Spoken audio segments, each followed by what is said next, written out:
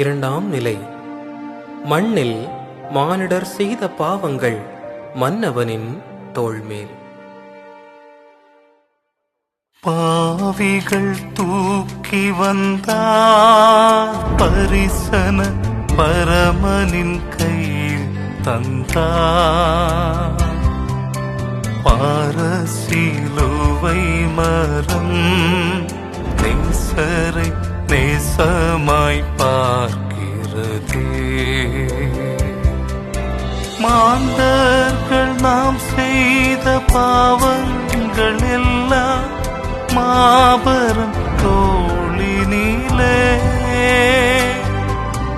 பாரமாய் சேர்ந்து தூரமாய் போக வேகமாய் தான் நடந்தார். கல்வாரி பாதை தான் தொட்ட போது கவலைகள்